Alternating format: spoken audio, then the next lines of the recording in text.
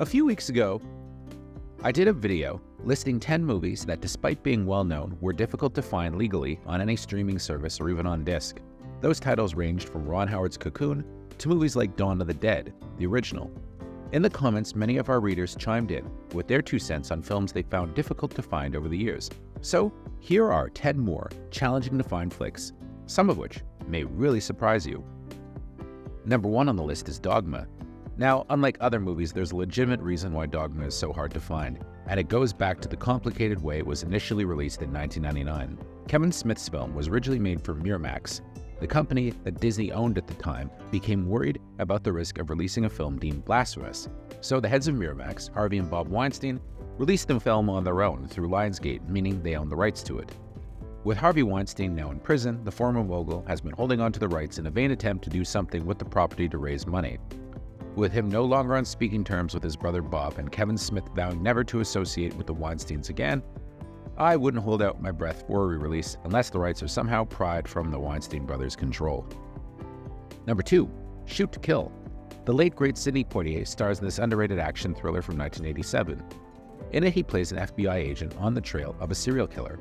He's forced to chase his prey into the remote Pacific Northwest, where he's infiltrated a hiking group led by a woman played by Kirstie Alley, whose boyfriend, Tom Berenger, is an expert tracker. To save her, the agent and the tracker must team up in classic mismatched buddy fashion to track down the killer. What's cool about this one is that all the men on the hike with Alley are played by guys who played villains before, including Clancy Brown, Richard Mazur, Andrew Robinson, so you never know who the killer really is. This was a Touchstone Pictures release, so Disney owns the rights. It is out on DVD but has never been issued on Blu-ray, and it's unavailable on any of Disney's streaming services, not even on Star in Canada, which has a lot of the Touchstone films. Of all the movies on this list, this is the one I'm most eager to see get re-released, as it's a total gem. It's Sidney Poitier's only real-deal action movie, and despite being in his 60s at the time, he did many of his own stunts. His chemistry with Tom Berenger also, and this is really good. Next up, one that you can still kind of find, but only in very compromised form, The Devils by Ken Russell. Now, this movie has an infamous history that explains why it's never been released on disc in North America. It's an X-rated surreal account of a Catholic priest, played by Oliver Reed, who's burned at the stake as a witch due to the hysterical accusations of a lusty, hunchback, maniacal nun, played by Vanessa Redgrave. In the UK, this is more of a cult movie, so you can find it on disc, and it does occasionally show up in the US on the Criterion channel, but only in a dated transfer of the censored R-rated cut that was pulled off a Laserdisc.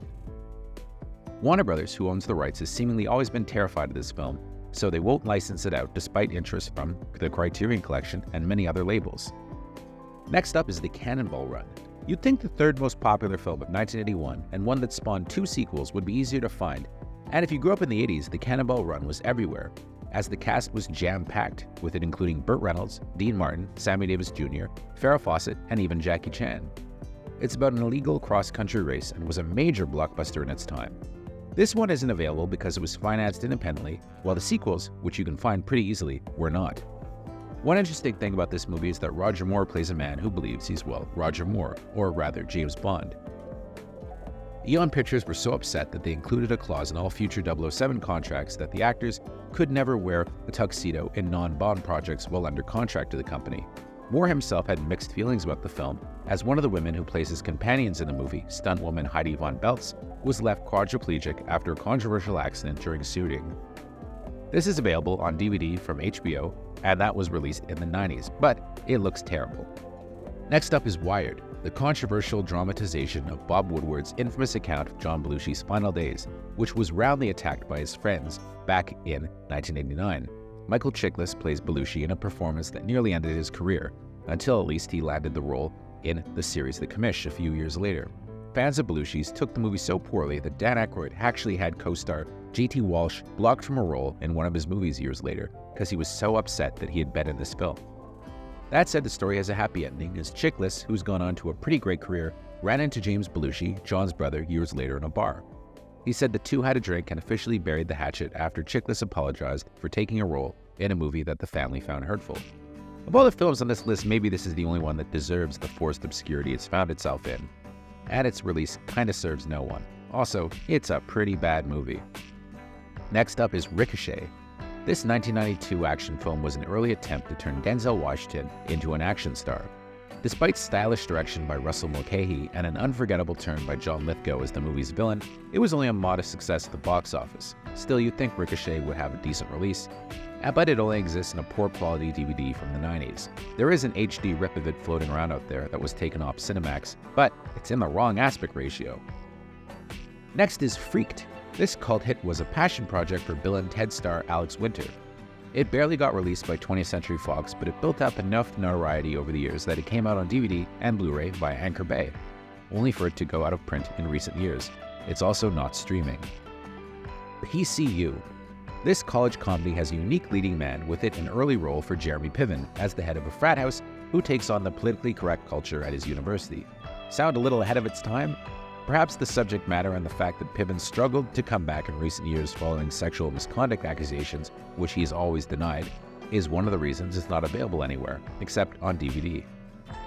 Next is a real cult classic, Blood In, Blood Out. Taylor Hackford's Chicano epic was a huge flop in 1993, but became a major cult classic once it hit VHS, which makes its absence from Blu-ray and streaming puzzling, as it could easily make a ton of money.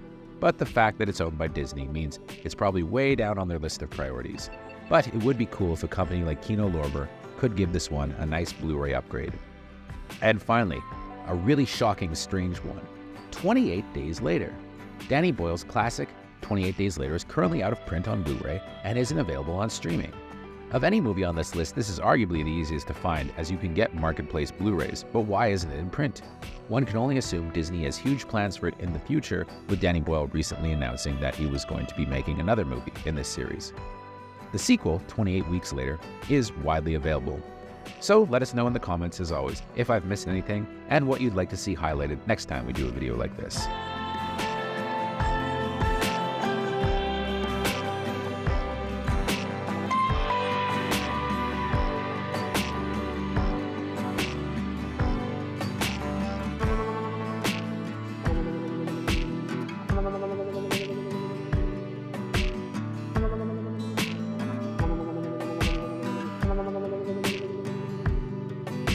Thank you.